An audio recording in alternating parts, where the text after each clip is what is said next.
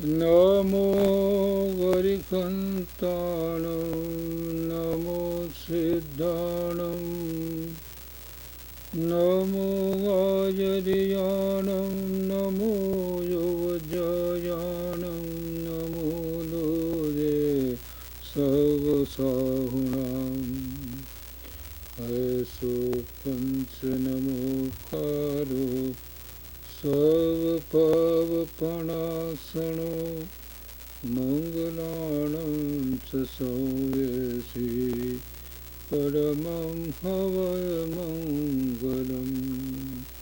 અજ્ઞાનતિમિરંધાનામજ્ઞાનાયञ्जनशलाकया नेत्रोन्मिलितं येन तस्मै श्रीगुरुवे नमः महादिव्याकुक्षिरत्नं शब्दजितवर्यात्मजं श्रीराजचन्द्रयखं वन्दे तत्त्वलोचनदायकं प्रभुतत्त्वलोचनदायकम्।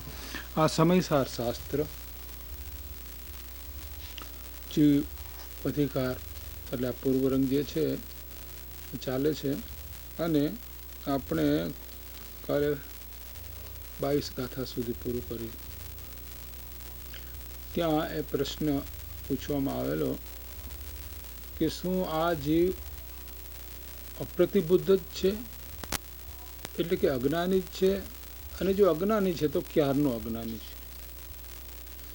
તો આચાર્ય દેવે ઉત્તર આપ્યો કે જ્યાં સુધી આ જીવ પર જે દ્રવ્ય છે પોતાથી ભિન્ન,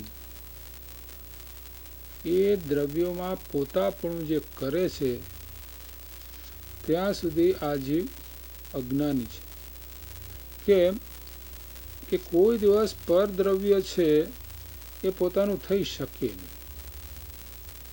આચાર્ય દેવ કહે છે કે પરદ્રવ્ય કયા છે? તો કે ભાઈ આ શરીર, રાગ, દ્વેષ, સુખ, દુઃખ આદિ જે બધા ભાવો છે બધા પરભાવ છે, એ કદી પોતાના થઈ શકે નહીં. ઘર, સ્ત્રી, પુત્ર, પૈસા, આ ગામ, નગર, એમાંની કોઈ વસ્તુ આપણી થઈ શકે નહીં. અને અનંતકાળથી આ જીવે એને જ પોતાનું કરવાનો પ્રયત્ન, મિથ્યા પ્રયત્ન કર્યો છે. અનંતકાળથી એવો જૂઠો પ્રયત્ન કરતો આવ્યો છે, અને જ્યાં સુધી જૂઠો પ્રયત્ન નહીં છોડે ત્યાં સુધી એના દુઃખનો નિવડો નહીં થાય. કેમ કે એની વાત એક એની ઈચ્છા છે કે આ બધા મારા થઈને રહીએ, હું એનો થઈને રહું.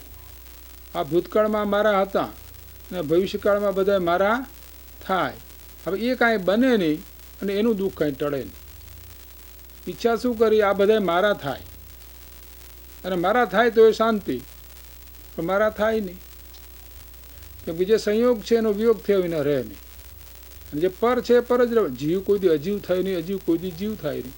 તો જીવ અજીવ થઈ શકે એમ છે જ નહીં. તો જીવ ને અજીવ બે એકરૂપ બને કેવી રીતે? થાય નહીં, શક્ય નથી. જે અશક્ય વસ્તુ છે એને અનાદિકાળથી આ જીવ,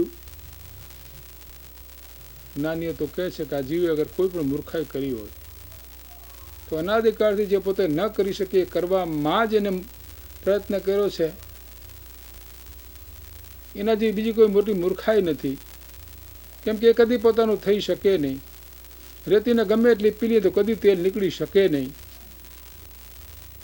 ઝાંઝવાના જળમાંથી કદી જળની પ્રાપ્તિ થઈ શકે નહીં. એમ આ જગતના પદાર્થો જે પોતાથી સર્વતા ભિન્ન છે એ કદી પોતાના થઈ શકે નહીં. અને આ કંઈ ખરો શાસ્ત્રમાં ભણવાની વાત છે? આ રોજ જોઈએ છે, અહીંથી મિલિયનેરો જતા રહ્યા, મિલિયન અહીં મૂકીને, મિલિયન અહીં મૂકીને, આ મારું ઘર, આ મારું, આ મારું, આ મારું, આ મારું કરતાં કરતાં રોજ અહીંથી કેટલાય ફિનિક્સમાંથી રોજ 50 જાય છે, રોજ 50 જાય. એમાં કોઈ પોતાનું કાંઈ લઈને ગયા દેખતા નથી. અને છતાં એ વાત આપણે છોડવા તૈયાર નથી. અને છેવટે આચાર્ય તો કહે છે કે છેવટે સંસાર છે ક્યાં, દુઃખ છે ક્યાં? આત્મામાં નથી. કેમ કે આત્મામાં જેમ જ્ઞાન છે, આનંદ છે, એમ જે આત્માનો સ્વભાવ છે, જો જ્ઞાન આત્મામાંથી જુદું પડી જાય, સુખ જો આત્મામાંથી જુદું પડી જાય, કેમ કે આત્મા તો સચ્ચિદ આનંદરૂપ છે, તો આત્મા રહે નહીં. ગોળમાંથી ગળપણ કાઢી નાખીએ પછી ગોળ ન રહી, એને ખોળ કહેવામાં આવે. તો પણ જે પોતાનું ન થઈ શકે એવા રાગ દ્વેષ, રાગ ક્યાં કે હમણાં તો એક વસ્તુ પર રાગ કર્યો, એની વસ્તુ પર થોડી વાર થાય તો ઘણો રાગ કરીને, એની વસ્તુ પર 2 મહિના થાય તો રાગ ઓછો થાય, અને 12 મહિના થાય તો લાગાવે તેની ઉપર દ્વેષ આવે. કેમ કે રાગ રાખી શકાય જ નહીં. કેમ કે રાગ તો ક્ષણિક વસ્તુ ઊભો કરેલો છે ને, છે તો નહીં, વસ્તુમાં નથી. તો રાગ નથી આત્માની અંદર, આત્માના સ્વભાવમાં રાગ નથી. રાગ નથી કોઈ પર પદાર્થમાં, જળ પદાર્થમાં ક્યાંય રાગ નથી. આ ઘર એમ નથી કહેતું કે તું મને મારું, જો તું મારું નહીં માને તો હું રિસાઈ જઈશ અને ઉપરથી છાપરું નીચે પડી જશે. ઘર એમ નથી કહેતું આપણને. તો એનામાંય રાગ નથી. તો રાગ છે ક્યાં? આપણી મિથ્યા કલ્પનામાં. આપણે કલ્પના કરી કે આ મારું, આ મારું, આ મારું, આ મારું, આ મારું, આ. એ કલ્પના જે છે એ કલ્પના તે સંસાર છે. કલ્પના તો જૂઠી છે, જે પોતાનું કદી થઈ શકે નહીં. એને આજે પોતે કરવાનો અનંતકાળથી પ્રયત્ન કર્યો છે, કદી પોતાનું થઈ શકતું નથી. જે મૂર્ખાએ છોડવા માગતો નથી, અને નહીં છોડે ત્યાં સુધી મૂર્ખ રહેશે ને દુઃખી થશે થશે ને થશે. હા, એની અંદર કોઈ પણ કે ના હું શું, પણ તું સુખી નથી. હું તારી વાત જેના આધારે તું સુખી કહે છે એનો વિયોગ થવાનો. એવી કઈ વસ્તુ છે એનો વિયોગ નહીં થાય? હા, પતિ પત્ની બે હાથે મેરા સાંભળ્યા ક્યાંય? એક્સિડન્ટ થાય તો વાત જુદી છે. સાંભળ્યા? એક આગળ પાછળ એક થશે ને થશે જ. શક્ય જ નથી બે સાથે જાય. ક્યાં શક્ય થશે? તો પછી એ વખતે બહુ રાગ હશે એકબીજાને તો દુઃખી થશે. એવા તો ઘણા કેસો આપણે આપણે જોઈએ જ છીએ. આંસુ બે બાકડા થઈ જાય, ગાંડા જેવા થઈ જાય. હવે મેં તો જોયા છે. તો જે પોતાનું નથી થઈ શકે એમ જે આપણે સત્ય જોઈએ છીએ, આમાં કાંઈ થોડા શાસ્ત્ર વાંચવાની જરૂર છે. આ રોજ જોઈએ, જો વિચાર કરીએ આજુબાજુ બધું આ વાત જેમ છે તેમ દેખાય. તો આજીવિકા જ્ઞાનીઓ કહે છે આજે કે કોઈ પણ મૂર્ખાએ અનંતકાળથી કરી હોય, આ એક જ મૂર્ખાએ કરી છે કે જે પોતાનું કદી થઈ શકે નહીં, એ પોતાનું કરવાનો એનો પ્રયત્ન કર્યો છે. આ શરીર કદી પોતાનું થાય નહીં. આપણે એની ઉપર કાંઈ આપણો કાબુ જ નથી. હું આપણો શરીર ઉપર આપણો શું કાબુ? આ દિવસે દિવસે ઘરડું થતું જાય છે. પહેલાં હું તમારા જેવડો હતો, હવે અડધો માઇલ ચાલવું પડે છે, મારે તકલીફ પડે છે. હા, અને હમણાં તમારું મોઢું છે 10 વર્ષ પછી નથી રહેવાનું, 20 વર્ષ પછી એનાથી ફેર પડી જશે. હા, તો જે આપણા શરીર ઉપર આપણું કંઈ ચાલતું જ નથી, અને છતાં એ શરીર આપણું થાય એની આપણે મહેનત કરી રહ્યા છીએ. કદી થઈ શકે એમ છે નહીં. તો જે થઈ શકે એ કરો, જે થઈ શકે એ કરે. એ ડાયો માણસ રેતીને પીલા જ કરીએ ઘણીમાં નાખીને, કોઈ દિવસ તેલ નીકળવાનું નથી નીકળવાનું. તું લાખ મહેનત કરે, રેતીમાંથી તેલ નીકળે જ નહીં. ગમે એટલું પીલો, ઘાણીમાં પીલો શું થાય? રેતીમાં, પણ રેતીમાં તેલ હોય તો નીકળે ને. એમ પર પદાર્થમાં સુખ હોય તો નીકળે ને. છે નહીં, સુખ તો આત્મામાં છે. પણ જેમ અરીસો સામે પડ્યો હોય અને એની સામે કોઈ પણ વસ્તુ પડી હોય, લાલ કપડું પડ્યું તો અરીસો લાલ દેખાય, પણ અરીસો કોઈ દિવસ લાલ થયો જ નથી. અરીસો જેવો છે એવો ને એવો છે. હા, આ તો આભાસ થયો. એમ જેમ અરીસાની અંદર લાલ કપડું દેખાય છે, એમ ખરેખર જે કંઈ આનંદ, અગર ખરેખર તો આનંદ નથી, પણ જે કંઈ આપણે આનંદ કરીએ એ માત્ર સ્વરૂપમાંથી પ્રગટ થયેલો એનો પડછાયો આપણે દેખીને આપણે એમ લાગે કે આમાંથી આવ્યો. અરીસો લાલ છે તો સુખ આમાંથી આવ્યું એમ લાગે છે, સુખ એમાંથી આવ્યું જ નથી. પણ અનંતકાળથી હજી ભૂલ કરી છે. સુખ કેવી રીતે આપણે લાગે છે કે એક વસ્તુ આપણે ઈચ્છી એટલે કે આકુરતા ઉત્પન્ન કરી, ઈચ્છા કરી એટલે આ ન મળે ત્યાં સુધી અંતરની અંદર શાંતિ નહીં. તો દીકરી મોટી થઈ હોય ને, મોટી દીકરી જેને હોય એને ખબર પડે આ વાતની. હગાઈ જ્યાં સુધી એની ન થાય ત્યાં સુધી મા બાપને શાંતિ ન હોય. અમે 3-4 દીકરીઓ હોય, એક દીકરીઓને તો વાંધો નહીં, 3-4 દીકરીઓ હોય એને બિચારાને થાય. આ તો આ બધા ગામમાં આ તો હોય છે કે તો એને શાંતિ ન થાય. એ થાય ત્યારે હાશકી. એટલે હું એની હગાઈ થઈ ત્યારે એને આનંદ કેનો આવ્યો કે પેલી આકુરતા કરી હતી, આકુરતા બંધ થઈ. કે હગાઈ થઈ માટે આનંદ આવ્યો છે. વસ્તુ તો આમ છે, સગાઈથી માટે આનંદ નથી આવ્યો, પણ પોતે સગાઈ કરવાની જે ઈચ્છા કરી હતી એ ઈચ્છા હવે પૂરી થઈ. પૂરી થઈ એટલે હવે ઈચ્છા રહી નહીં. તે આકુરતા, ઈચ્છા એટલે આકુરતા, આકુરતા ન રહી એનો આનંદ હતો. પણ અમારે અમારે હગાઈ થઈ એટલે બેનની હગાઈ થઈ ગઈ, સારું ઠેકાણું મળ્યું, આમ કર્યું. એ 70 ઠેકાણે 15 દાડા હોય તો એ જ વાત કરે. બહુ સારું ઠેકાણું મળ્યું, આપણે જોયું, આપણે લાયક, આમ તેમ. બસ તો શેનો આનંદ છે? પેલાનો આકુરતા. તો આમાં ક્યાંય છે નહીં. જે વસ્તુ જ્યાં નથી ત્યાંથી આપણે લેવા માગીએ છીએ, ક્યાંથી મળે નહીં. તો આચાર્ય દેવ અપ્રપૃત જે અજ્ઞાની છે, અજ્ઞાનીને સમજાવવા માટેની એવી ગાથા કહે છે. શું કહે છે? અજ્ઞાનથી મોહિત મતિ બહુભાવ સંયુક્ત જીવ જે આ બદ્ધ તેમજ અબદ્ધ પૂતગલ દ્રવ્ય મારા તે કહે. સર્વજ્ઞના જ્ઞાન વિશે સદા ઉપયોગ લક્ષણ જીવ જે તે કેમ પૂતગળ થઈ શકે? મારું આ તું કહે અરે, જો જીવ પૂતગળ થાય પામે પૂતગળો જીવત્વને, તો તું જ એમ કહી શકે કે આ મારું પૂતગલ દ્રવ્ય છે. આચાર્ય અહીંયા એક ન્યાય આપ્યો છે. અજ્ઞાનીને સમજાવે છે કે અનંતકાળથી તું આ પ્રમાણે કરતો આવ્યો છો. અને ભૂતકાળની અંદર આપણે તો કાલે પણ વાત કરી કે ભૂતકાળના જે પદાર્થો હતા, હવે ભૂતકાળમાં હોય આપણું ઘર વેચી નાખ્યું હોય કે આ મારું ઘર, હવે એ મારા ઘરનો હજી લાલ લંબાયા કરે. હા, અને ભવિષ્યમાં આ મારું થશે, હું એનો થઈશ, આ પ્રમાણે હું મેળવીશ, આ પ્રમાણે આમ કરીશ. તો હજી કાંઈ હોય નહીં, તો એની લાળ એને લંબાયા જ કરે.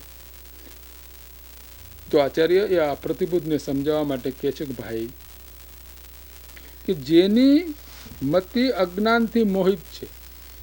અજ્ઞાની કોણ છે? કે જેની મતિ અજ્ઞાનથી મોહિત થઈ ગઈ છે. મોહિત થાય એટલે શું થાય? ભાન ન રહે. દારૂ પીધેલો હોય એ માણસની મતિ મોહિત થઈ જાય, એને કાંઈ ભાન પડે નહીં. દારૂનું જેમ કેફ ચડે છે એમ આ મોહના કેફમાં એને ખબર નથી કે મારું શું ને મારું કયું ને મારું શું, આ કે કાંઈ વાતની ખબર નથી. કેમ કે એ તો મોહિત થઈ ગયો છે. તો એ વાત કરે છે કે મોહિત મતિ કે જે મોહ રાગ દ્વેષ આદિ ઘણા ભાવથી સહિત છે એવો જીવ એમ કહે છે કે શરીર આદિ બદ્ધ.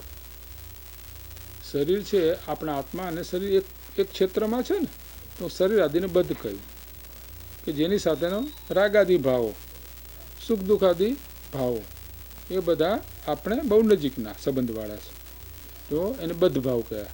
શરીર આદિ બદ્ધ તેમજ ધન ધાન્ય આદિ અબદ્ધ પૂતગલ દ્રવ્ય.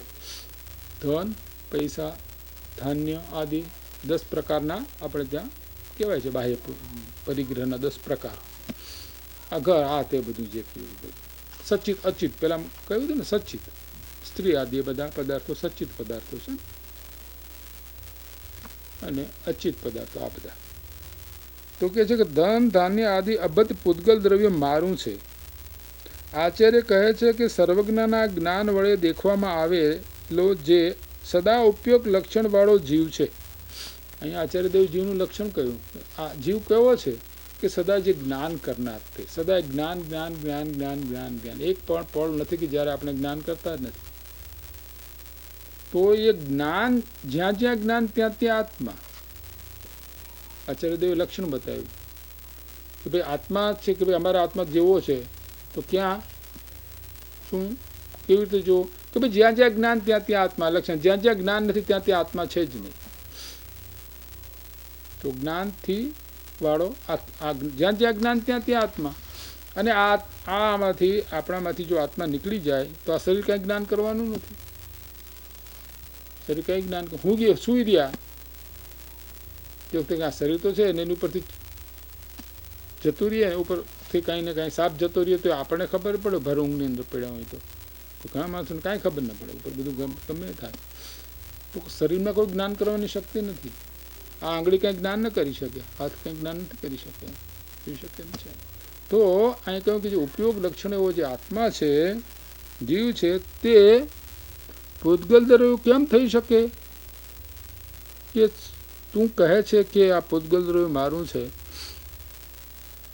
પૂતગલ દ્રવ્ય મારું ક્યારે થાય? કે જો પૂતગલમાં પણ તારા જેવા ગુણો હોય, એવા ગુણો પૂતગલમાં હોય તો તમે બે એક વસ્તુ થઈ શકે, પણ એવું તો છે નહીં.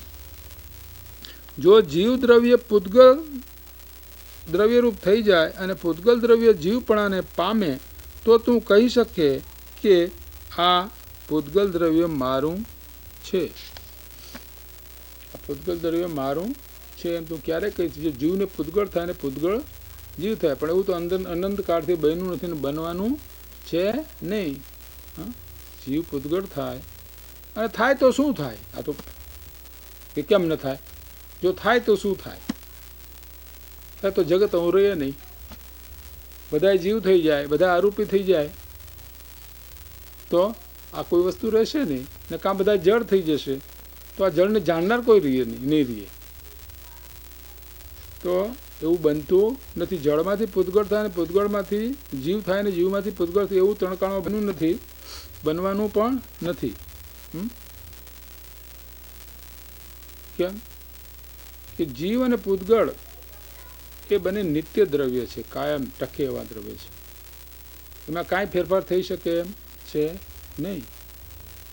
આપણે 1 લાખ મોટર બનાવવી હોય તો બની શકે, પણ લશ્કરની અંદર 1 લાખ માણસ જીવતા હોય 20 વર્ષના તો કંઈ 6 મહિનામાં 1 લાખ માણસ બની શકે નહીં. કરોડ મોટર બનાવી તો યુદ્ધના ધોરણે બનાવવા માંડે તો કરોડ મોટર બને 1 વર્ષમાં, પણ 1 કરોડ 20 વર્ષના કરોડ માણસ બનાવવા હોય તો બની શકે? કેમ? એ શક્તિ એનામાં નથી. એક ઝાડને વાવ્યું હોય કે આ લીમડો છે તો 1 વર્ષમાં મોટો થઈ જવો જોઈએ 30 ફૂટનો. તારે ઘી રેડ તો એ નહીં થાય. એટલે બોલે તારે શું કેવું? એ તો કેમ કે એમાં જે જીવ છે એના કર્મ પ્રમાણે જેમ જેમ પૂતગળો ગ્રહણ થશે તેમ એ મોટો થશે. 1 વર્ષનું છોકરું 20 વર્ષનું કંઈક ખવડાવ ઘીમાં બોડી રાખીએ તો એવું મોટું થઈ જાય 1 વર્ષમાં? થઈ જાય? ન થાય. એ તો એને જે પરમાણુ એના પોતે જે પરમાણુ લઈને આવે છે, જે એના કર્મ છે એ પ્રમાણે એના પરમાણુઓ આવે તેમ એ મોટું થતું જાય. અને પછી કે હવે આ મોટું થાય 5 ને 8 ફૂટ હાઈટ થઈ ગઈ, પછી હવે મોટો થાય કે નહીં થાય? કે થોડો ઝાડ થવાનો, ઝાડ જેટલો ન થાય. તો એ વસ્તુ બની શકે એમ છે નહીં. તો આત્મા નિત્ય છે, પૂતગળ નિત્ય છે. એટલે કે આ પરમાણુ એક જગત છે અને એક સ્પિરિટ જગત છે. આ 2 જગત જ છે, 2 વસ્તુ જ છે જગતમાં. એક સ્પિરિટ છે ને એક પરમાણુ છે. પરમાણુમાં આનંદ શક્તિ છે, જીવમાં આનંદ શક્તિ છે. 2 શક્તિ છે. બે શક્તિ બંને ભિન્ન છે. પૂતગળની પૂતગળમાં, જળની જળમાં. પણ બેને સંબંધ છે. સંબંધ કેવો? આની ઉપર રાગ કરે તો રાગમાં તાકાત છે. આપણે કે રાગમાં ઓલી તાકાત, તો રાગમાં તાકાત છે. રાગમાં તાકાત છે એટલે પૂતગળના પરમાણુ આપણી સાથે ચોંટી જાય છે. તો કે આવું એમ કેવી રીતે માનવું? આવું મારે મનાય મુશ્કેલ. પણ લોચમકની જેમ રાખ્યું હોય, આમ રાખીએ તો એ તો નોર્થમાં જ એની જશે. કેમ? ફોર્સ છે. દેખાય છે આપણે ફોર્સ એનું? કે નોર્થમાં જ કેમ જાય છે? મેગ્નેટ નોર્થમાં જ જાય. પૂનમના દિવસે દરિયામાં ભરતી થાય છે તો આપણે એમ થાય કે ચંદ્રના કિરણ તો બહુ કોમળ હોય છે. એ કોમળ આટલા મોટા દરિયાના આટલા મોટા અબજો ટન પાણીને હલાવી નાખે છે. થાય છે ને ભરતી, આપણે જોઈએ છે ને. પૂનમના દિવસે દરિયામાં ભરતી આવે છે. કેમ? કે ચંદ્રનો એટલો પ્રકાશ છે. એ ચંદ્રના પ્રકાશમાં એટલી શક્તિ છે. આ તો જોઈએ છે આપણે. આ કંઈ થોડી કોઈને કહેવા જેવી છે. ચંદ્રનો પ્રકાશ તો સૌમ્ય છે બહુ. તો એ સૌમ્ય પદાર્થમાં એટલી તાકાત છે. આપણે જોઈએ, આ તો જોઈએ. આમાં ક્યાં કંઈ કોઈને પૂછવા જવું પડે એવું છે ને? એટલી તાકાત છે ને. સૂર્યના પદાર્થમાં બાળવાની તાકાત નથી. કોન્વેક્સ લેન્સ મૂકી દઈએ તો તરત બાળી નાખે પદાર્થ. કાગળ હળગાવી દે તરત ભડકો થાય. કોન્સન્ટ્રેટ કરો એટલે ભડકો થાય. તો તાકાત તો છે જ. તો આ ચંદ્ર આટલો સૌમ્ય જેને આપણે ગણીએ છીએ, સૌમ્યના કિરણમાં આટલી તાકાત છે કે અબજોના અબજો ટન પાણીને ઉછાળી મૂકે એટલી તાકાત છે કે નથી? ક્યાંથી આવે આ તાકાત? છે તાકાત. તો જળને જળની તાકાત છે, ચેતનને ચેતનની તાકાત છે. બેની પોતપોતાની તાકાત છે. બંને દ્રવ્ય પોતપોત જગત આ અનાદિકાળથી છે.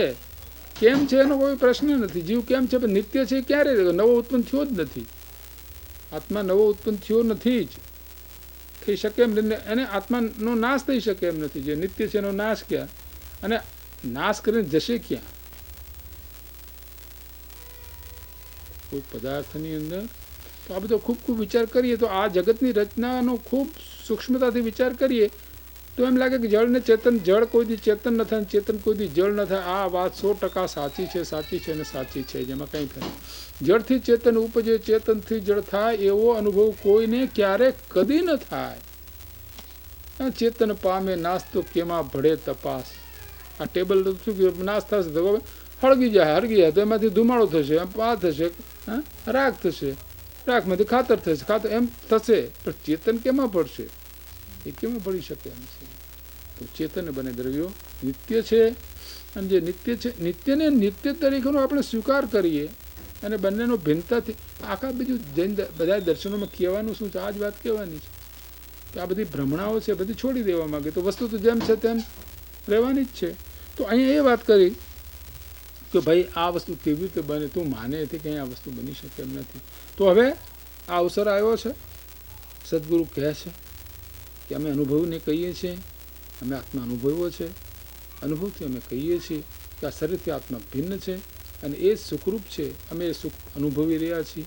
તમે પણ જગતના પદાર્થોમાંથી પોતાપણું જો છોડી દો અને અંદરમાં ઉતરો તો તમને પણ દેખાય વિના રહેશે નહીં. આ મહાપુરુષો કહે છે, બધા મહાપુરુષો, જે મહાપુરુષો ભારતના બધા જે દર્શનો છે, પછી પદ્ધતિમાં ફેર છે, પછી વેદાંતો કે સાંખ્ય હો કે યોગ હો કે જૈન હો કે બૌદ્ધ હો, આ વાત જ કરે છે. બધા વાત એક જ કહે છે, બધા એક જ વાત કહે છે. તો વાત તો બધાએ અનુભવ કરીને વાત કરી છે. તો વસ્તુ તત્વ આ પ્રમાણે છે. તો કે ભાઈ તું સમજી જા, આ 3 કાળમાં બની શકે એવું છે જ નહીં. કેમ? તો અહીંયા જો જળ ચેતન થાય ને જળ ચેતન થાય ને ચેતન જળ થાય તો આ અચેતન પદાર્થ તારા થઈ શકે, પણ એવું બની શકે એમ છે નહીં. કેમ કે ભગવાનને તો જ્ઞાનમાં જેવું છે કે ઉપયોગ સ્વરૂપ આત્મા છે.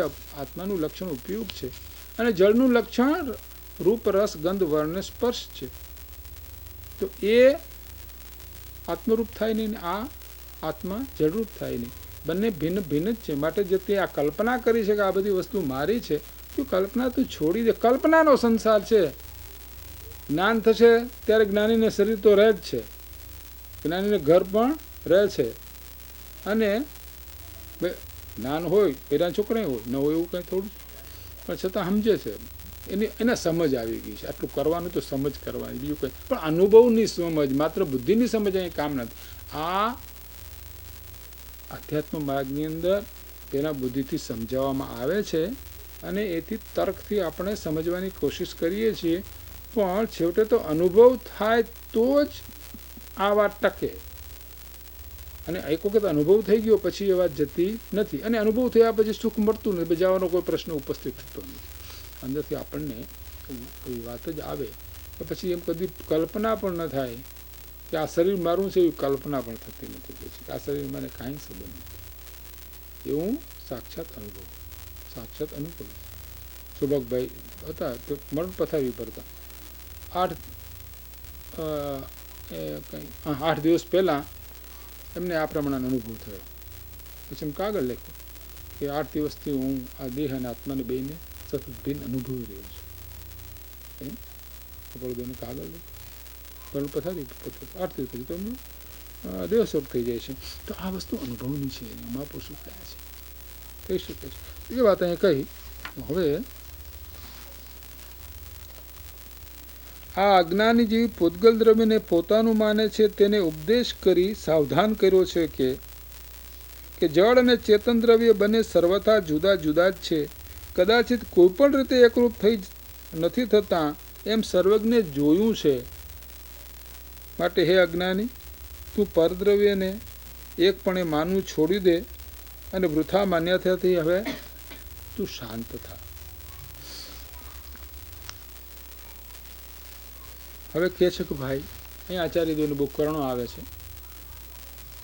તો એક શ્લોક કહે છે, તો એની અંદર આપણે એટલે કે અજ્ઞાનીને પ્રતિભૂત કરે છે અને કહે છે કે જો આ આત્મા બે ઘડી પૂર્વ દ્રવ્યથી ભિન્ન પોતાના શુદ્ધ સ્વરૂપને અનુભવ કરે, તેમાં લીન થાય, પરિસય આવે પણ ડગે નહીં, તો આ ઘાતી કર્મનો નાશથી કેવળ જ્ઞાન ઉત્પન્ન કરી મોક્ષને પ્રાપ્ત થાય. આત્મા અનુભવનું આવું મહાત્મ્ય છે, તો મિથ્યાત્વનો નાશ કરી સમ્યક દર્શનની પ્રાપ્તિ થવી તો સુગમ છે. માટે શ્રી ગુરુએ એ જ ઉપદેશ પ્રધાનતાથી કર્યો છે. આ વસ્તુ થઈ શકે એમ છે. એમને પોતાના અનુભવથી વાત કરી. કેમ પાંચમી ગાથામાં વાત કરી કે અમે જે કંઈ કહીએ છીએ અમારા અનુભવથી કહીએ છીએ. આ કંઈ અધર કલ્પના કરવાની વાત અમે કરતા નથી. શરૂઆત કરીને આચાર્ય ત્યાંથી જ વાત કરી છે. હવે અહીંયા વાત કરી, હવે વિષય આખો થોડો આચાર્યદેવ બદલે છે. કેમ કે આ તો એવું છે ને, અજ્ઞાની હોય છે તો પછી એને આ સમજે છે ને, થોડું સમજે પછી એને પ્રશ્ન ઉત્પન્ન થાય છે. પણ અહીંયા શિષ્યને પ્રશ્ન ઉત્પન્ન થાય છે કે તમે કહો છો કે દેહ અને જીવ બંને અલગ છે, કોઈ દિવસ થતા નથી. તો હવે આ પ્રતિભૂત જીવ કહે છે, તેની ગાથા કહે છે કે શું સામે પ્રશ્ન કરે છે. જો જીવ હોય ન દેહ તો આચાર્ય તીર્થંકર તણી સ્તુતિ સૌ ઠરે મિથ્યા જ, તેથી એકતા જીવ દેહની. એ કહે છે આ 26મી ગાથા છે, તેનો અર્થ કહે છે કે અપ્રતિભૂત એટલે અજ્ઞાની એમ કહે છે કે જીવ છે તે શરીર નથી, તો તીર્થંકર અને આચાર્યોની સ્તુતિ જે છે તે બધીએ મિથ્યા થાય છે. તેથી અમે તો સમજીએ છીએ કે આત્મા તો દેહ જ છે. કેમ કે શાસ્ત્રમાં સ્તુતિ કરવામાં આવી છે અને ભગવાનના દેહની સ્તુતિ કરવામાં આવી છે. ભગવાનના આત્માની સ્તુતિ કરવામાં આવી છે અને ભગવાનના દેહની સ્તુતિ કરવામાં આવી છે. બે વાતો અહીંયા દલીલ મૂકી છે કે ભાઈ આચાર્યોની તમે સ્તુતિ કરો તો બધી આચાર્ય તો આવી સ્તુતિ તો બહુ કરી કે પ્રભુ આપની શું, આપના મહિમાની શું વાત કરીએ. દેવો, હજારો દેવો આપની સેવા કરે છે. હા, આપનું શરીર, ઓહો, આપણું શરીર તો સ્ફટિકમણી સમાન છે અને પાસે જઈએ તો એમાં 7 ભાવ દેખાય આપણને. તીર્થંકર ભગવાન છે ને, એના સમુસરણમાં આપણે જઈએ અને એના શરીરની પાસે આપણે ઊભા રહીએ તો આપણા 7 ભાવ દેખાય, આપણા 7 ભાવ દેખાય. તો ભગવાન આપનું શરીર તો એવું છે. અને આ જગતના જે કંઈ શાંત રસના બધા પૂતગળો છે એ બધા ભગવાન આપણા શરીરમાં આવ્યા છે, તો જાણે શાંતિ શાંતિ એવું આપણું શાંત સ્વરૂપ છે. સંતોનું સ્વરૂપ હોય છે ને બહુ શાંત હોય છે. સંતોનું સ્વરૂપ, આ તો ભગવાનની વાત કરી છે, સંતોનું સ્વરૂપ બહુ શાંત હોય છે. કે સંતોની પાસે આવે તો વાઘ છે, સાચા સંતો હોય, વાઘ હોય અને બાજુમાં પાસે બકરું હોય તો એ વાઘ બકરાને મારે નહીં. સંતોનો એટલો પ્રતાપ હોય છે, એટલી શાંતિ. તો એમ કહ્યું આપણે ત્યાં સ્તોત્રો છે ને, એની અંદર વાતો કરો કે ભગવાન આપણી દિવ્ય ધ્વનિ, આપણી ધ્વનિ કેવી છે કે સમગ્ર જગતના જીવોને પરમ શાંત કરનારી તો આપણી છે. એક વાત કરે છે. તો શરીરની સ્તુતિ કરી, આપણા નેત્રો, તો નેત્રનું વર્ણન કવિઓ કરે ભગવાનના. આપણા નેત્રો તો બહુ શાંત છે. તો કે આ શરીરની સ્તુતિ તો કરી છે, પછી કે અનંત જ્ઞાન છે, અનંત દર્શન છે, અનંત ચારિત્ર છે, એ બધી વાતો પણ અંદર સ્તુતિમાં તો આવે ને, બધી વાતો આવે. તો આપણે તો એવી પણ સ્તુતિઓ છે કે ભગવાનના આપણે ભિન્ન ભિન્ન રંગ હોય છે, ચોઈસમાં હોય છે ને, અમુક નીલ હોય, અમુકનો કાળો હોય, અમુકનો સોનાવર્ણ હોય. એમ આવી સ્તુતિઓ આચાર્યો બહુ કરી છે, શરીરની સ્તુતિ કરી છે. એટલે અમને તો એમ જ લાગે છે કે જીવને જો તમે નહીં માનો, બેને ભિન્ન માનશો તો પછી આચાર્યની સ્તુતિ બધી ખોટી પડશે, એવી દલીલ કરે છે. આચાર્યએ સ્તુતિ કરી છે, હવે એનો ઉત્તર આપે છે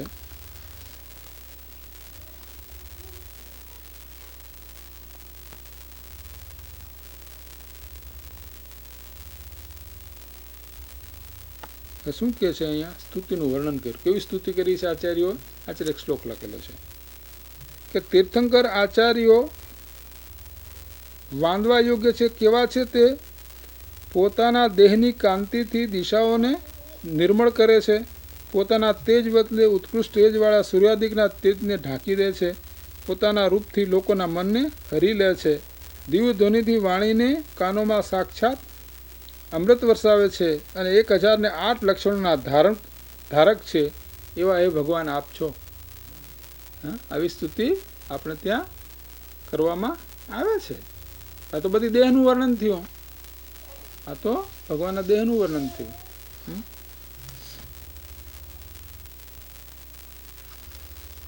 ઇત્યાદિ તીર્થંકર આચાર્યોની સ્તુતિ છે તે બધી મિથ્યા ઠરે છે. તેથી અમારો તો એકાંત એવો જ નિશ્ચય છે કે આત્મા છે તે જ શરીર છે અને પૂતગલ દ્રવ્ય છે. આ પ્રમાણે અપ્રતિભૂત કહ્યું. હવે એનો ઉચ્ચાર આચાર્યદેવ ઉત્તર આપે છે. ત્યાં આચાર્ય કહે છે કે એમ નથી. તું નૈવ વિભાગને જાણતો નથી. તે નૈવ વિભાગ આ પ્રમાણે છે એમ હવે ગાથામાં કહે છે. હવે અપ્રતિબુદ્ધને નૈવ વિભાગથી આપણે ત્યાં આ એક મોટી જૈન દર્શનમાં એક મોટી વાત છે કે જે કંઈ વાત હોય છે તે હંમેશા અપેક્ષાપૂર્વકની કહેવામાં આવે છે. નય એટલે જોવાની એક વિશિષ્ટ પ્રકારની દ્રષ્ટિથી જોવું એને નહીં. નય એટલે જ્ઞાનનો એક અંશ.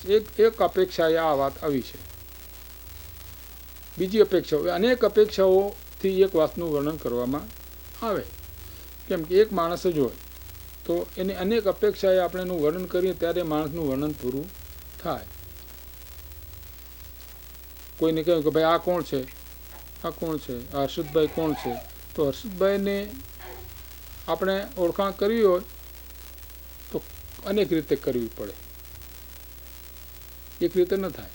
કેમ કે હર્ષદભાઈ તો નામથી હર્ષદભાઈ, તો બીજા હર્ષદભાઈ હોય નવું. આ તો નામથી કે હર્ષદભાઈ છે. પછી આગળ પછી એનો થાય કે ભાઈ ફલાણાના દીકરા છે, ફલાણાના ભત્રીજા છે, ફલાણાના કાકા છે, ફલાણાના મામા છે, ફલાણાના પતિ છે.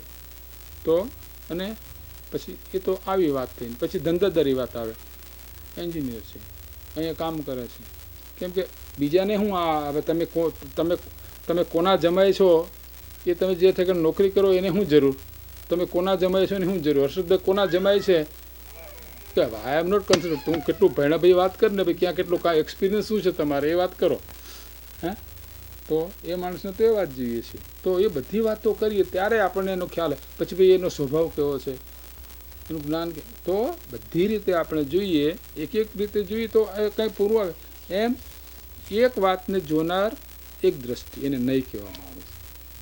તો અહીંયા આચાર્ય દેવ આપણે ત્યાં જૈન દર્શનની અંદર આ વાત નહીંને બહુ વિસ્તારથી ગણે. કેમ કે શાદ્વાદ કેમ કે અપેક્ષા શબ્દમાં જ્યારે અનુભવમાં તો તમે બધું અનુભવી શકો સાથે, પણ વાત જ્યારે કરવાની આવે ત્યારે આત્માનું વર્ણન કરવામાં આવે તો આત્મામાં જ્ઞાન છે, આત્મામાં દર્શન છે, આત્મામાં ચારિત્ર છે, આત્મામાં આ છે. તો વર્ણન કરતી વખતે એમાં ફેર પડે. વસ્તુ તો એ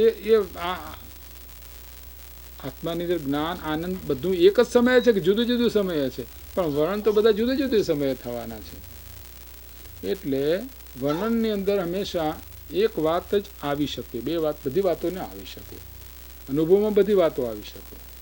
દાખલા તરીકે શરબત કર્યું હોય તો પીવામાં તો આપણે શરબતનો સ્વાદ આવે, અને જેટલી વસ્તુ અંદર 15 વસ્તુ નાખીએ તો 15 વસ્તુનો ભેળો સ્વાદ આપણને આવે. પણ જ્યારે વિચાર કરવામાં આવે કે આની અંદર શું શું છે ત્યારે એક વસ્તુ આપણે જુદી કરવામાં આવે કે ભાઈ એમાં આ છે, આ છે, આ છે, આ છે, આ છે, ત્યારે આ શરબત થયું છે. તો અહીંયા નહીંથી વાત કરે છે તો કહે છે કે જીવ દેહ બંને એક છે, વ્યવહાર નહીંનું વચન આ, પણ નિશ્ચય તો જીવ દેહ કદાપી એક પદાર્થના.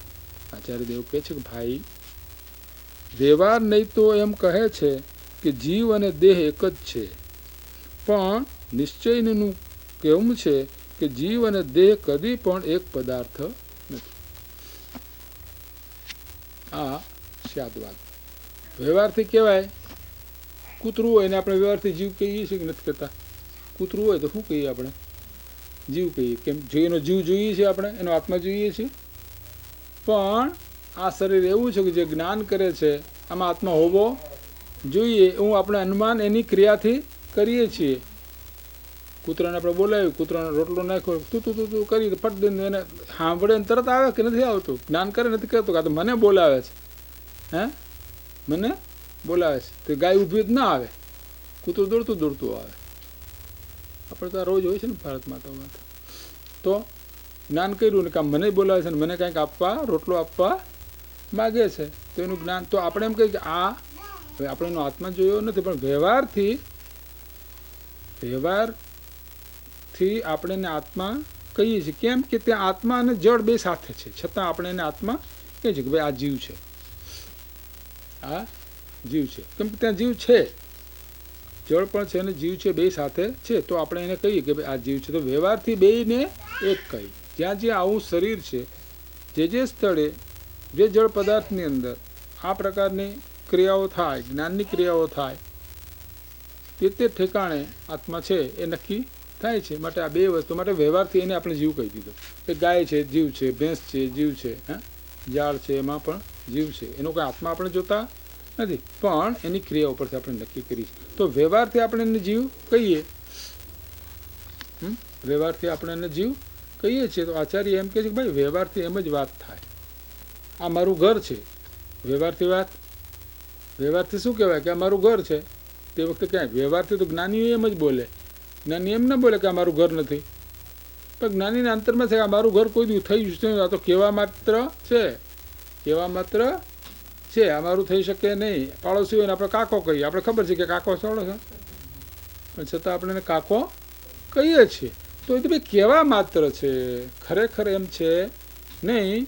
પણ અને જો આપણે આ વ્યવહારને ઉઠાવી દઈએ તો શું થાય? હિંસાનો પાર ન રહીએ. આ જે જીવો છે એને જીવ તરીકે ન માનીએ તો કે એમાં ક્યાં જીવ છે? જેમાં ક્રિશ્ચનો વિશ્વનો બધું એવું બધું બહુ ઊંધું ચાલે છે. કેમ? જાનવરોમાં તો કાંઈ એને ક્યાં કહ્યું? કાંઈ નથી કહ્યું. તો આત્મા તો આને જ છે, એમ બધી વાતો ચાલે છે. તો આ બધી વાતનો આપણે ઇતર વ્યવહારથી આપણે એને કહીએ કે ભાઈ આ જીવ છે, આ મારું છે, આ તારું છે.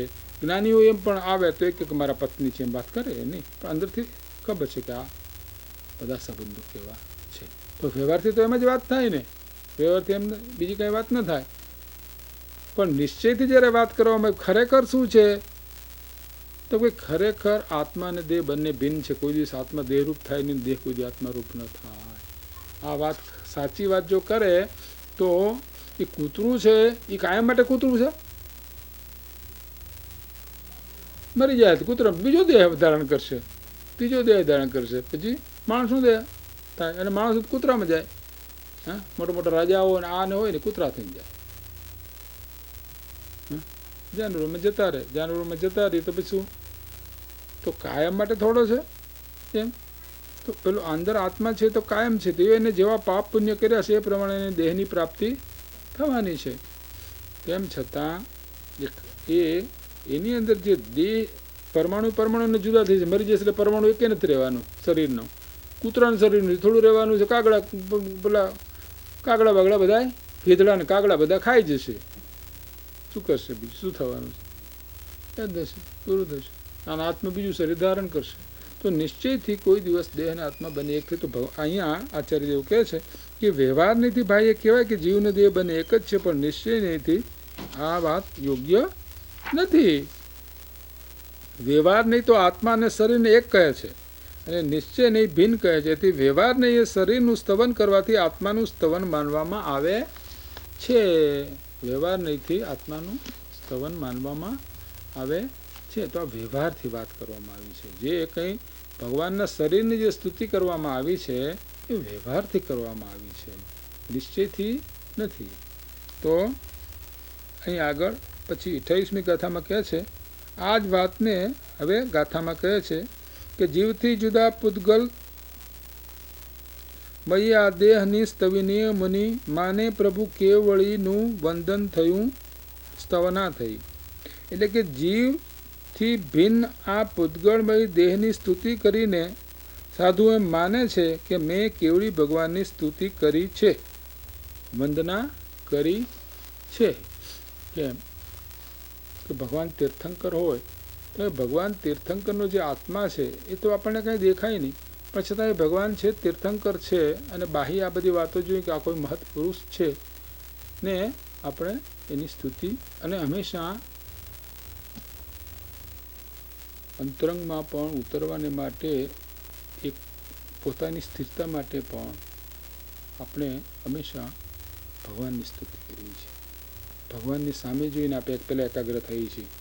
એમને એમ આત્મામાં એકાગ્ર નહીં થવાય. આત્મા કેમ કે આત્મા દેખાય નહીં તો આપણે તો પહેલાં એકાગ્રતા માટે આવો સાધન જોઈએ. આ બધા અવલંબનો છે. તો વચ્ચે આપણે આવું ભગવાનના શરીરનું અગર તો ભગવાનની મૂર્તિનું એક અવલંબન આપણે લઈએ છીએ, ભગવાનના ફોટાનું ગમે એનું એકનું, કે જેથી કરીને ફોટા ઉપર કેન્દ્રિત થવું, એકાકાર થવું આપણને સહેલું પડે, કેમ કે આપણે દેખાય છે ને. એટલે આત્મા ઉપર એમ એકાકાર ન થવાય. આત્મા માટે એકાર થવા માટે અંદરથી જ્યારે વાત આવે, આનંદ આવે તીવ્રતાથી આવે, પછી આપણે થઈ શકીએ. તો એના પહેલાં એકાગ્ર થવા માટે ને મનમાંથી જગતના ભાવોને કાઢવાને માટે વારંવાર એકાગ્રતાનો પુરુષાર્થ છે એ આ ભગવાનના દેહ ઉપર દૃષ્ટિથી આપણે થઈ શકે છે. આ જે સ્તુતિઓ કરી છે એ આ માટે કરી છે કે ભગવાનના દેહ પણ એવો દિવ્ય હોય છે, પણ ખરેખર સ્તુતિ દેહની કોઈ કરતું નથી. ખરી સ્તુતિ તો ભગવાનના આત્માની આપણે કરીએ છીએ. ભગવાનના આત્મામાં કેટલું જ્ઞાન છે, કેટલું દર્શન છે, કેટલું સુખ છે, કેટલી સ્થિરતા છે. ખરી સ્તુતિ તો ભગવાનના આત્માની છે. પણ મુનિઓ આ દેહની સ્તુતિ કરી અને ભગવાનની, જેમ આપણે મંદિરમાં જઈએ તો સામે તો મૂર્તિ છે, પણ છતાં આપણે ભગવાનની સ્તુતિ કરીએ. ત્યાં શું છે? ભગવાનની આપણે સ્થાપના કરી છે કે ભાઈ આ જે સામે દેખાય છે એ ભગવાન છે બસ. પછી કોણ છે? જેની મૂર્તિ કૃષ્ણ હોય તો ભલે ને મહાવીર હોય તો ભલે ને ઋષભદેવ હોય તો ભલે, પણ આપણે એને નમીએ છીએ. હવે ત્યાં ક્યાં ભગવાન છે? પણ એક સ્થાપના કરી છે આપણે કે આ ભગવાન છે. તો એને નમીને પછી આપણે ભગવાન કેવા હતા એનો વિચાર કરીને આપણે એના જેવા થવાનો પ્રયત્ન કરીએ છીએ. માટે ભગવાનની સ્તુતિ એનો એક આ પ્રકાર છે, તો જેને રૂપસ્થ ધ્યાન કહે છે. આ એક રૂપસ્થ ધ્યાનનો પ્રકાર છે. ધ્યાન કરવું હશે તો પહેલાં રૂપાતીત ધ્યાનમાં આપણે રૂપાતીત ધ્યાન ન કરી શકીએ. પહેલાં પિંડસ્થ, પદસ્થ, રૂપસ્થ અને રૂપાતીત. એમ આ પણ જે સ્તુતિ છે એ પણ એક પ્રકારનું ધ્યાન જ છે, કેમ કે એ દ્વારા આપણે ગુણગાન કરીએ છીએ અને આપણું મન એટલા વખત સુધી ભગવાનના સ્વરૂપમાં એકાગ્ર કરીએ છીએ. આપણે ભગવાનના સ્વરૂપમાં આપણે એકાગ્ર કરીએ છીએ. તો કહે છે એ વાત અહીં આચાર્યદેવ સમજાવે છે. તો કહે છે કે જીવથી ભિન્ન આ પૂતગલમય દેહની સ્તુતિ કરીને સાધુ એમ માને છે કે મેં કેવડી ભગવાનની સ્તુતિ કરી છે અને વંદના કરી છે. વ્યવહારથી માને છે. હવે અહીં કહે છે, અહીં કોઈ પ્રશ્ન કરે કે વ્યવહાર નહીં તો અસત્યાર્થ છે, જૂઠો છે, સાચું નથી, અને શરીર જળ છે, તો વ્યવહારના આશ્રય જળની સ્તુતિનું શું ફળ થાય?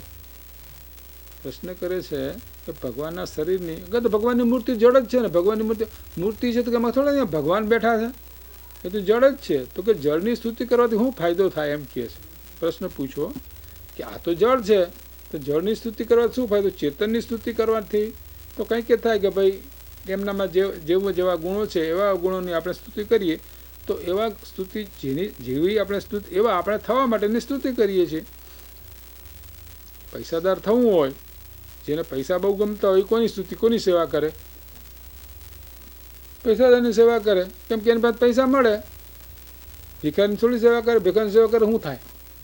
હા, એમ અહીંયા કહે છે. એટલે આચાર્ય એ પ્રશ્નનો ઉત્તર આપે છે કે ભાઈ તું કહે છે તો કે તેનો ઉત્તર વ્યવહાર નહીં સર્વથા અસત્યાર્થ નથી. વ્યવહાર નહીં છે કે સર્વથા અસત્યાર્થ નથી. નિશ્ચયને પ્રધાન કરીને અસત્યાર્થ કયો છે. વળી છદ્મસ્તને પોતાનો પરના આત્માનો સાક્ષાત દેખાતો નથી. પોતાના આત્માને પણ સાક્ષાત દેખતો નથી, અને ભગવાન સામે હોય તો પણ કંઈ ગુરુના આત્માને પણ કોઈના આત્માને સાક્ષાત દેખતો નથી. શરીર દેખાય છે, તેની શાંતરૂપ મુદ્રાને દેખી પોતાને પણ શાંત ભાવ થાય છે. ભગવાનની મુદ્રાને આપણે શાંત જોઈએ છીએ, પ્રસન્ન ચિત્ત જોઈએ છે. ભગવાનની મુદ્રા જ્યારે જોઈએ છે સ્થિર. ભગવાન આપણે ત્યાં જૈન દર્શનની અંદર આ વાતનું થોડું વધારે ધ્યાન રાખવામાં આવ્યું છે. બીજામાં છે નથી એ વાત નથી. આપણે ત્યાં થોડું વધારે શું થાય કે વિતરાગ જે મૂર્તિ છે એ વિતરાગ મૂર્તિના હંમેશા નયનો હોય આમ ઢળેલા રહે.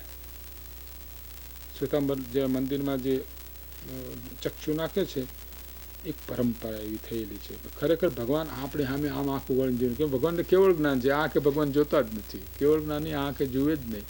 આંખે તો ચોમસમિક નહીં, કેમ કે એને કોઈ નિમિત્તની જરૂર જ નથી.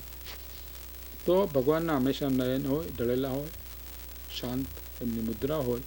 અને એ શાંત મુદ્રા, એમની સ્થિર મુદ્રા, એમની એવી મુદ્રાને જોઈને આપણને પણ શાંત ભાવ થાય. જેમ કૃપાળુદાસની વાત આવી ને કે ભાઈ હાથમાં તલવાર લઈએ તો સુરાતન ચડે, ભાંગ પીએ તો નશો ચડે. એમ ભગવાનની શાંત મુદ્રા જોઈને પણ આપણે શાંત ભાવ આવે. એવું દ્રષ્ટાંત તે પણ આપવામાં આવ્યું છે. અહીં એ જ વાત કરે છે. વળી તો તેની શાંતરૂપ મુદ્રાને દેખીને પોતાને પણ શાંત ભાવ થાય છે. આવો ઉપકાર જાણે શરીરના આશ્રયે પણ સ્તુતિ કરે છે, તથા શાંત મુદ્રા દેખી અંતરંગમાં વિતરાગ ભાવનો નિશ્ચય થાય છે. એ પણ ઉપકાર છે. માટે આ જે વ્યવહારથી સ્તુતિ કઈ છે એ સ્તુતિ થઈ શકે, એનો કોઈ વિરોધ કરાય એવું છે નહીં. હવે આગળ પાછું નિશ્ચયનું વર્ણન કરે છે. ઉપરની વાતને ગાથાથી કહે. હવે દ્રષ્ટાંત આપી સમજાવે છે. પણ નિશ્ચય નથી યોગ્ય એ નહીં દેહ ગુણ કેવળી તણા, જે કેવળી ગુણને સ્તવે પરમાર્થ કેવળી તે સ્તવે. કહે છે કે જે સ્તવન નિશ્ચયમાં યોગ્ય નથી, કયું આ દેહનું સ્તવન એ ખરેખર નિશ્ચયથી યોગ્ય નથી. કેમ કે ભગવાન કંઈ દેહ છે જ નહીં. ભગવાન અને દેહને કાંઈ સંબંધ નથી. ભગવાન તો દેહ છતાં જેની દશા વર્તે દેહાતીત. ભગવાનની દશા તો દેહથી અતીત છે. તો અહીં આચાર્યદેવ કહે છે કે યોગ્ય નથી, કારણ કે શરીરના ગુણો કેવડીના નથી. શરીરના ગુણ તો પછી ભગવાનનું શરીર ગમે એનું હોય, શરીર તો શરીર જ છે. એમાં તો રૂપ રસ ગંધ વર્ણન ને સ્પર્શ જ હોય, એમાં બીજું કાંઈ હોય નહીં. એનામાં બીજું શું હોય? જળની અંદર હાલે, આગું થાય પાછું થાય, બીજું શું થાય જળની અંદર? આ બધું આવા ગુણો હોય. ટાઢું થાય, ઊનું થાય, આ થાય. 8 પ્રકાર સ્પર્શના વર્ષના બધા થઈને 22 પ્રકાર છે. રંગના 5 પ્રકારને, ગંધના 2 પ્રકારને, સ્પર્શના 8 પ્રકારને. તો એ બધા ભૂતગળના ગુણો છે. એ ક્યાં આત્મામાં એવો એક ગુણ નથી. આત્મા કોઈ ઠંડો ગરમ થાય જ નહીં. આત્મા ઠંડો ગરમ ન થાય. ઠંડુ ગરમ તો શરીર થાય. એમ શરીરમાં ઠંડુ ગરમ થાય એવા ગુણ છે. આત્મામાં કોઈ ઠંડુ ગરમ થાય એવો ગુણ છે જ નહીં. કેમ કે આ ભૂતગળમાં 8 જાતના સ્પર્શ, ઠંડો ઊંડો કે ઊનો એ સ્પર્શ ગુણ છે. ઠંડા ઊંડો તો ભૂતગળ થાય, કે આત્મા કંઈ ઠંડો ઊનો થતો નથી. એટલે કે દેહની સ્તુતિથી કંઈ ભગવાનના આત્માની સ્તુતિ થતી નથી. ખરેખર તો ભગવાન તો આત્મ સ્વરૂપ છે. તો આત્માના સ્વરૂપનું જ્યારે આપણે સ્તવન કરીએ ત્યારે ભગવાનનું સાચું સ્તવન થયું કહેવાય.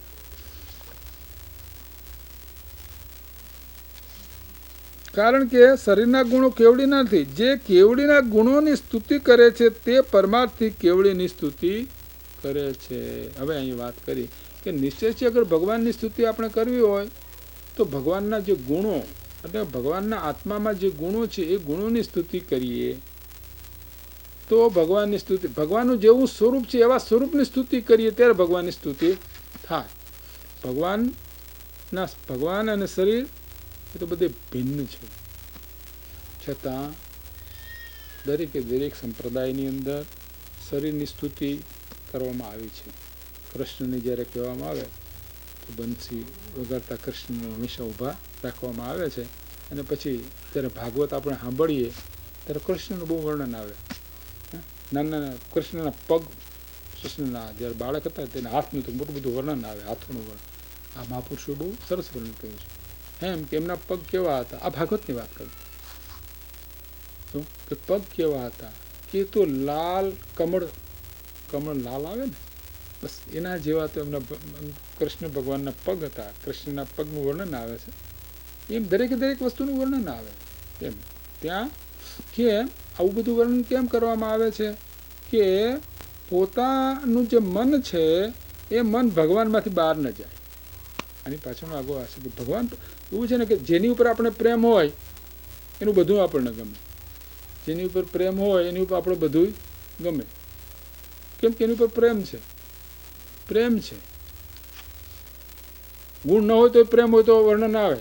હા, સીધું છોકરું કાળું હોય તો એને ગમે ને આપણે જરાય ન ગમે. આપણે કે ઓહો એને ઓહો થઈ પડે. અને આપણું રૂપાળું છોકરું હોય અને સીધીને આપ્યું હોય તો એને એટલો પ્રેમ ના આવે. કેમ ક્યાં મારાપણું નથી? મારાપણું હોય ત્યાં બધું કાળું હોય, બોબડું હોય, આ હોય, જેવું હોય, જેમ હોય, ઓછું હોશિયાર હોય તો એને હોશિયાર જ લાગે. પોતાનું હોય ને હોશિયાર જ લાગે. એને એવું લાગે ને કેમ? રાગ છે ને, રાગ બોલે છે ને. તો ભગવાનના શરીરનું વર્ણન કે જેની ઉપર પ્રેમ છે એનું બધું આપણને ગમે. ટૂંકમાં જેની ઉપર પ્રેમ છે એનું બધું ગમે. તો અને એને કાંઈક થાય તો ઊંચા નીચા. જેની ઉપર પ્રેમ છે એ હાજુ માંદું થાય.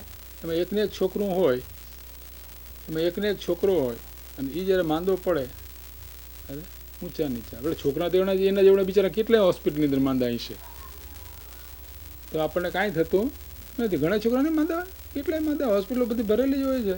પણ એમાં જો આપણું છોકરું માંદું પડી ગયું હોય તો ઊંચા નીચા. કેમ? રાગ છે. છોકરાને માંદા દુનિયામાં કેટલાય છોકરા માંદા પડ્યા છે. આપણે જઈ આપણા છોકરાને તાવ આવે, આપણા છોકરા માંદા હોય એના કરતાં તો બિચારા ઘણી ખરાબ દશાવાળા કેટલાય છોકરા બાજુમાં હોતા હોય.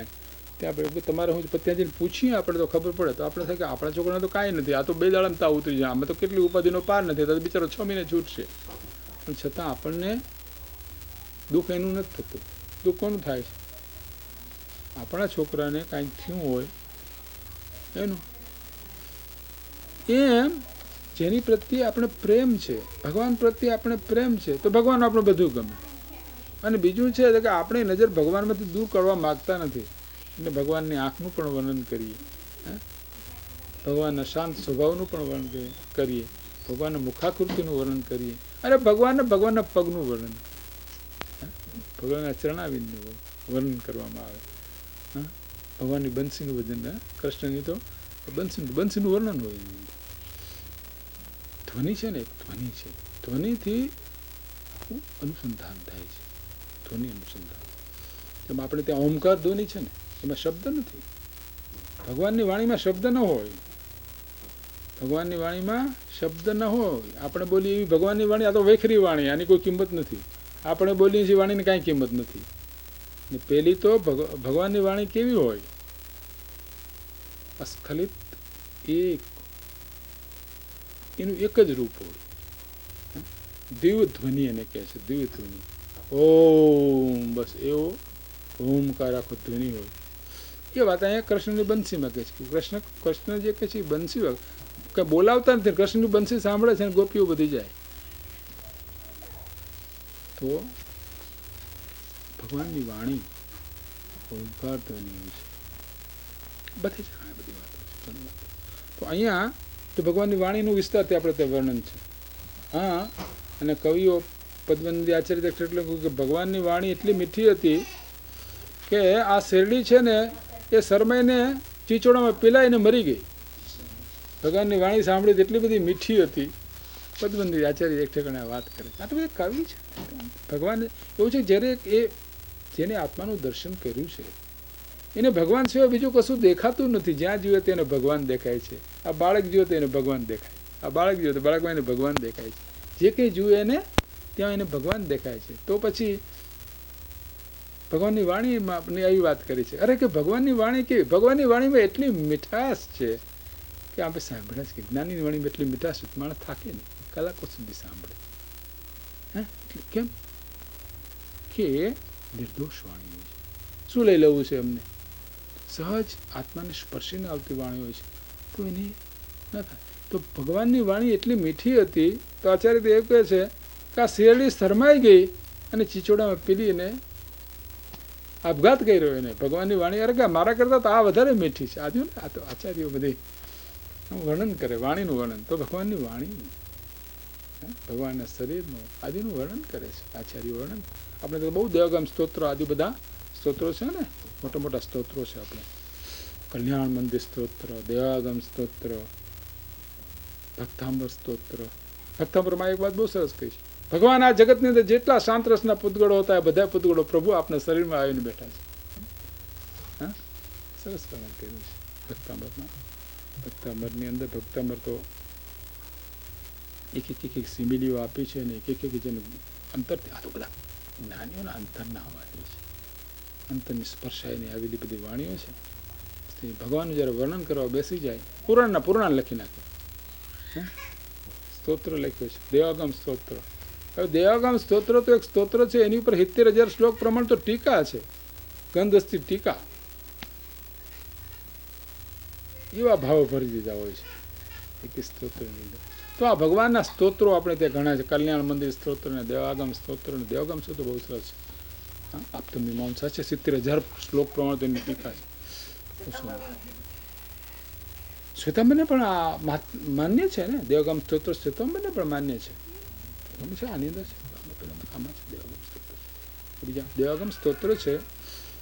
અને એ દેવાગમ સ્તોત્રની અંદર એને આપતમ મીમાંસા શકે છે, આખી ટીકાને આપતમ મીમાંસા શકે છે. તો બંનેને આપણે બધાને બેને માન્ય છે. તો એવા સ્તોત્રોથી મહાપુરુષો વર્ણનો કરેલા છે. તો એમાં દેહનું વર્ણન કર્યું, પણ તે વખતે મહાપુરુષોને ખબર છે કે એમાં દેહનું વર્ણન કરીએ છીએ. ધન્ય તે નગરી, ધન્ય તે વેળા, ધન્ય કુળ વંશ, ભગવાનના કુળનો વંશ એ પણ ધન્ય થઈ ગયા કે પ્રભુ જ્યાં જ્યાં આપણા પગ પડે છે કે ધરતી ધન્ય છે. આવે છે ને, તો આ વર્ણન આવે છે ને, ધર્મનાથના સ્તવનમાં આવે છે. ધર્મનાથનું સ્તવન આનંદગંજીએ બનાવ્યું છે. ધન્ય તે નગરી, ધન્ય તે વેળા. પાવાપુરી આપણે જઈએ છીએ ને ભગવાનમાં, પાવાપુરીમાં આપણે આનંદ. પાવાપુરી ભગવાનનું સ્થાન, તો ભગવાનનું બધું ગમે. મારે તો એ કેવું છે, ભગવાનનું ગામે ગમે, ભગવાન જ્યાં ચાલ્યા હોય ત્યાંય ગમે. અને